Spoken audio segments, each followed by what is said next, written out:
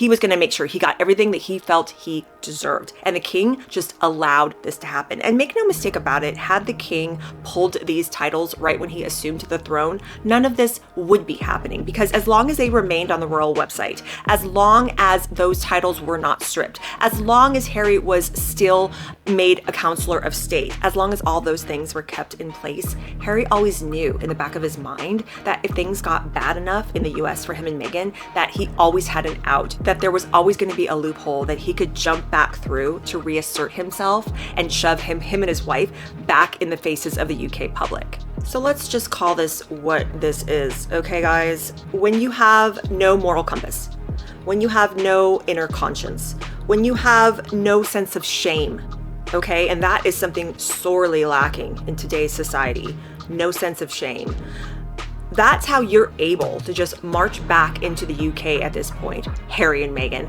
That's how you're able to just waltz back into the UK as if nothing ever happened, as if you didn't spend close to 7 years pointing the finger at not only the UK itself, but at her husband, Harry's family, calling them horrible, evil, vile racists who basically have wanted them dead. You know, Harry and Meghan have spoken at length about mental health struggles while living in Britain. The British press drove them to such mental anguish. You know, her, pregnant with her first child, was driven to almost unalive herself because she couldn't take the pressure of the relentless, horrible, vile, evil, rotten, racist British media. He doesn't know what to do. He's saying that, you know, he felt his hands were tied. The institution's telling both of them that they can't get help because it's not good for the optics, which is a bunch of garbage. He was involved in mental health charities with William and Catherine, the three of them, long before Meghan ever came in on the scene. And he had also received therapy himself because he talks about that in Spare before he even met Meghan.